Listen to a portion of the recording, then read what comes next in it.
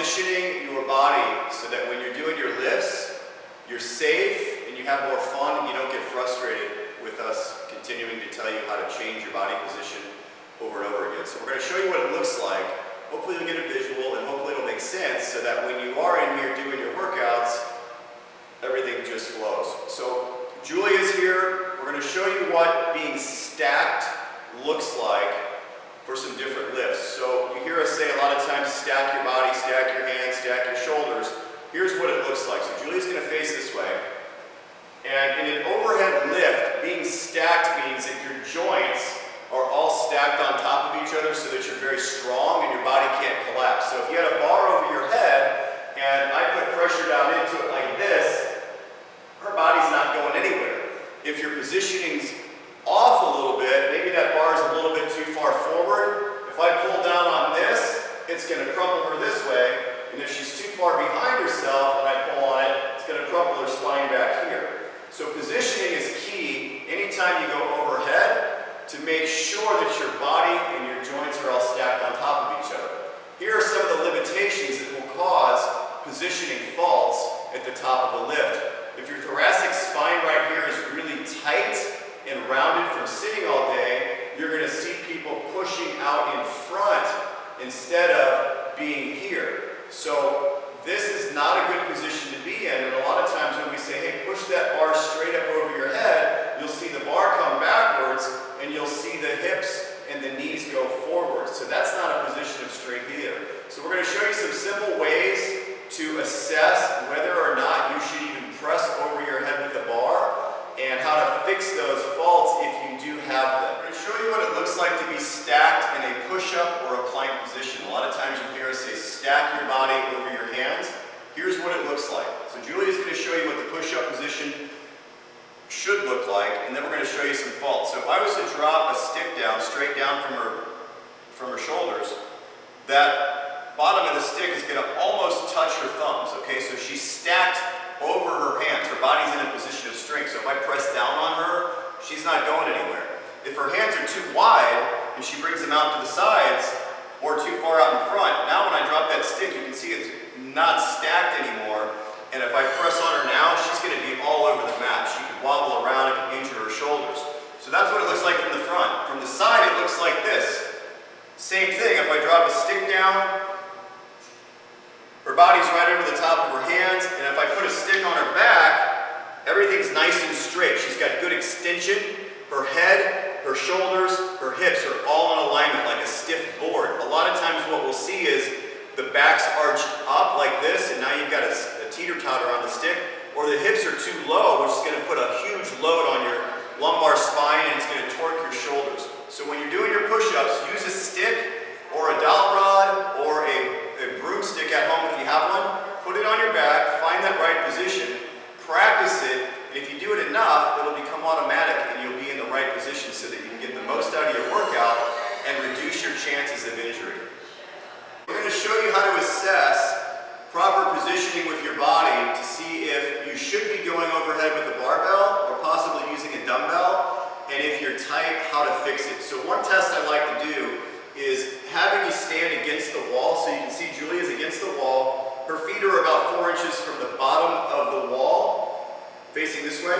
And what she's going to do is she's going to press her lower back into the wall. So she's tilting her pelvis and pressing her back flat into the wall. And she's going to take her hands up and try to press her palms flat on the wall. So this part here is pressed into the wall. Her feet are about 4 inches out. And you can tell she's a little bit tight in this position. That's not terrible, but she's a little bit tight. So we're looking at, are her lats right here on the sides flexible enough to allow her hands to go into this position? And also, does she have enough thoracic extension on the top up here to allow her body to go into extension?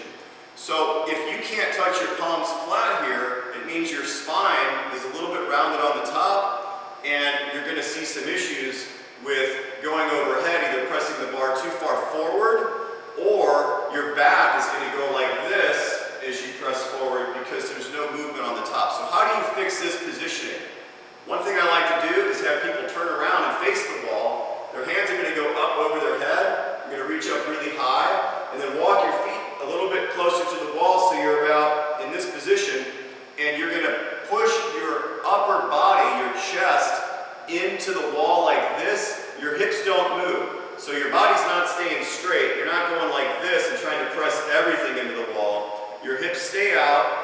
trying to reverse this curve in your upper spine. And it's not an aggressive stretch.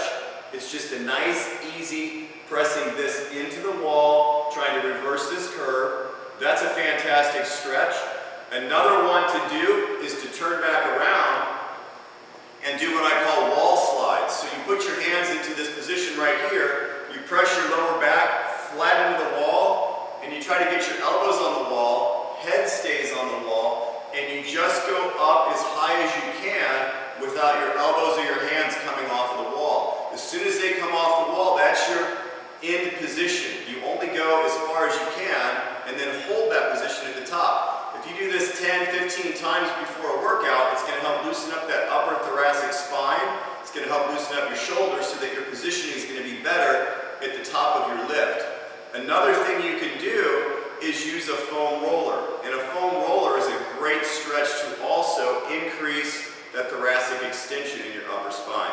Today we're going to show you how to use the foam roller to mobilize your upper thoracic spine, this part of your spine up here. A lot of times when you lift and you go overhead, you'll see people going out in front like this instead of being in that stacked position, and it's because that upper spine won't go into extension and it's really tight from sitting all day or possibly hands out in front working on a computer, something like that. So what we're going to do is you're going to lie flat on this foam roller and you're going to put it at the top of your shoulders to start. Your hands go behind your head, lace your fingers together and just cradle your head. And what you're going to do is point your elbows to the ceiling and just lie back on the foam roller with your hips on the ground. I see people doing this with their hips up in the air like that, and that's not going to do anything to help stretch out your upper spine. So hold the position for about 20 seconds. You're going to push yourself this way about an inch. So 2 finger widths is an inch, and every segment of your spine is going to be about 2 finger widths apart. So you start in that position, hold for about 20, and then move up about an inch until you get to just below your chest from the backside. If you feel pain in your ribs, like it's taking your breath away, your ribs are probably glued down tight from being in that forward position all the time. So this is going to open up the space between your rib cage, and it's going to give you more range of motion so that you can get into that overhead position and lock that bar out. It's going to make your workouts a lot safer, a lot more fun, and you're going to feel better afterwards because your shoulders aren't going to be trashed. So hopefully that makes sense to you. Try this for about 5-6 minutes before your workouts, and it's going to really help combine with the other stretches we showed you. Another option for you if you have limitations with the barbell going overhead is to use a dumbbell. And I love dumbbells because it's going to allow you to compensate for any limitations you have without making the workout less effective. So with the dumbbell, you want to follow the same principles. You want to have the dumbbell locked and stacked over all of your joints, which you can see Julie is doing here. If she turns to the side, you can see that there's a straight line from that dumbbell. It goes down through her elbow, through her shoulder, through her hip, through her knee, and through her ankle. That's a really good position of strength with a dumbbell, and I highly recommend that you try it if you have problems with the barbell, or maybe you have one shoulder that doesn't allow you to go overhead. So that's what it looks like with the dumbbell, and when you are pressing this dumbbell up, if Julia faces us, you're going to see that as she presses this dumbbell, she's going to bring it down, and then she's going to drive it straight back up over her head.